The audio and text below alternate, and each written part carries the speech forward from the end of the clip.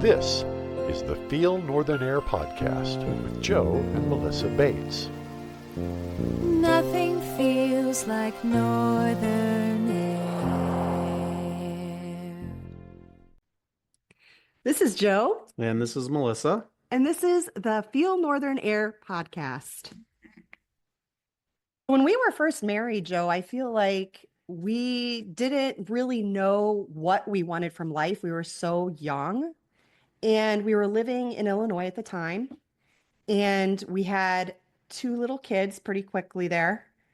And it was tough living in that city environment with our kids. Wouldn't you agree? Yeah, totally. It was a lot of things going on. It wasn't real safe. Didn't really look like a place where we wanted to raise our kids. Yeah. I just remember one night waking up in the middle of the night and to a fight happening across the street between these two people at the bar that was right across the street from us. Yeah. And we were so worried that our kids were going to wake up to this and be afraid. And we were afraid. I think you were even like, maybe we should try to, find some kind of protection.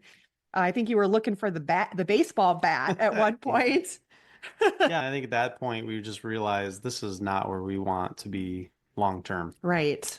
And it so happened that you guys had this place in Minnesota in your family. Yeah. And wasn't being utilized. No one was living there, and it was... Yeah, my grandma had just gotten put into a nursing home pretty soon before that. Mm-hmm. And the house was empty that she had lived in. And my dad had been raised there. And my uncle had been raised there. It was the family property or house. So it was nice that we had that available. But I think what really tipped us over the edge, though, was our daughter, Ella, had medical issues that and that kind of forced us out of the house. To move out of the house that we were living in. And then we were open to moving, and your dad graciously offered this place to us if we could go up there, fix it up, try to get it into a livable space. Then we could stay there. And really all I heard was not have to pay rent. So Yeah. I was like, oh, no rent for sure. Yeah, we're gone. Yeah. And we came up on that like vacation, went and applied at several places, and everybody said no. Yeah, I remember how disappointing that was for you, both of us, but especially you. Yeah, it was a little disheartening because I felt like I was valuable to somebody somehow. But fortunately, a local on our way home, so we left the vacation, heading home, disappointed, but also thinking, well, we'll just come back up again and I'll apply at a bunch of different places. Yeah. And so we're on our way back, and one of the places that I had applied for was a plumbing company. And they called us literally on the way home back to Illinois and said, hey, I guess we could use somebody to help us out for some labor type work if you're willing to do that. Because you had never done plumbing before. Never. Nope. I barely knew what a hammer was. It was not something, I was not born in the trades, so to speak. But we were on our way back. They said, we'll take you. I said, we'll be back in 2 weeks. Yeah. And essentially went home, packed up all our stuff. It may have been 3 or 4 weeks before we made it back up, but we moved all our stuff up, grabbed the kids. Yeah.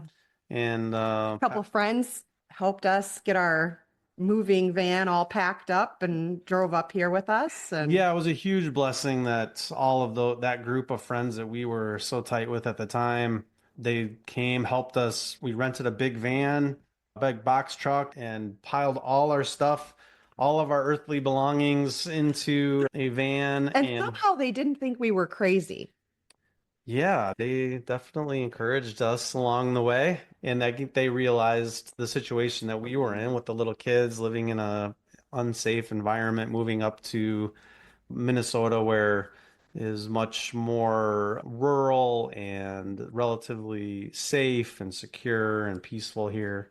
So yeah, we had an opportunity and jumped on it. Yeah. and just headed this direction. Yeah. One thing I remember so clearly from that time is you coming home from work. And at the time, you worked at a hospital and talking about what your boss had said to you about this opportunity to move up to Minnesota. Do you remember that? I do not. Oh, okay.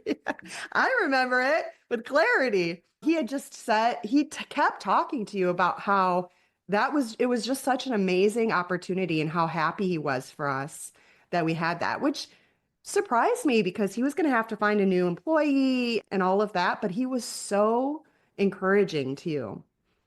And it was just confirmation to me that we were doing the right thing. Right. Yeah, there was a lot of steps along the way where I feel like doors were opening and doors were closing on us where we actually were. The house that we lived in that caused issues with one of our daughters, so we had to move out of that, and we were in a limbo state. So it was We were living with your we mom were and living stepdad.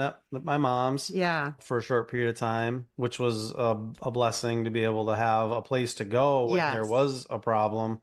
But that wasn't a good long-term No. solution, obviously, No. for a young I family. think we were there for 4 weeks. Yeah, very short time. Yeah. And they were gracious to let us take over one of their rooms and sleep on their couch and whatever it was. But at the same time, not ideally where we wanted to be long term. So this just all just happened. So like I want to say quickly, but it was also like I feel providential, Yes. the way it played out over time, and Definitely. it's helped to solidify, like you're saying, the decision to do it Yep. when you see things lining up to make that transition or make that move a little bit easier. So, Yeah.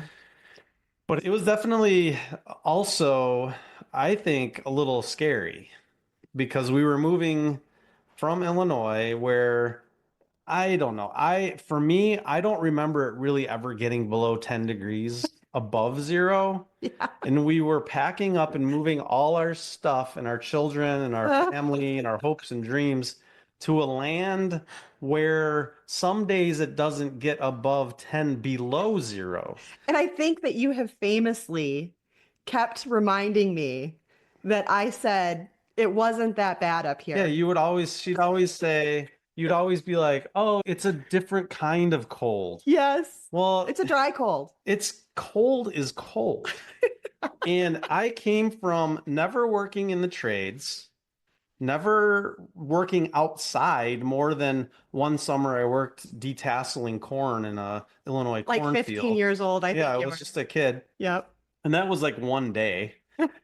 So we went from that to moving to a place where I had to work outside in sub-zero temperatures in a land where snow normally would come up to your knees and all of these things. It was the end of October too when we moved up to Minnesota. Yeah, and when we moved up, we thought, oh, your dad had already stacked up some firewood in the basement. Because we heated with wood only. Wood Yeah, only. we didn't have a gas furnace or anything like we that. had a barrel stove in the basement. Literally, you'd throw wood in that thing till it got cherry red and it would heat the house. But we only, I looked at all this wood in the basement and thought, oh, wow, this will last all winter.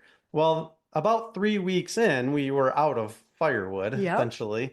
And here I am, never ran a chainsaw really, and didn't know anything about firewood and drying firewood. What a cord of I wood didn't even is. know what a cord of wood was. Yeah. So, I mean, we tried buying some wood right away, but that was proving to be expensive, and we really didn't have the income to support that. So, You I were still just being paid as a laborer at that point. right. They had brought me in to work and given me a great opportunity. It wasn't the most high paying job in the world. But I can still remember trudging through the snow into the woods, dragging a child's plastic toboggan and a chainsaw with some gas out into the woods, cut enough firewood for few days. And Really. this was green Yeah, wood. green We wood. had no idea that we had to dry the wood out. Yeah, it was just such a practice, and it was educational, let's Yes. just say it that way. And I didn't know enough people, or maybe I was just too stubborn and proud. I just didn't really ask. But yeah, it was tough. I would haul that firewood in every 2 or 3 nights, and just one sled toboggan at a time. Yes. Yep. We would throw it into the basement, try to burn it, and I don't know what was the warmest it would get in the house during that Man. winter. Well, They could still talk about yeah, it. they still talk about that. I think we got some electric heaters that we put around too. So where we were living, our living spaces were warm, but at the same time, It was a struggle to keep it warm. yeah, it was a big time struggle. And again, we're going from like the only thing I ever had to worry about We heating was turning the dial. Blood. We had Yeah. blood. We had Illinois blood.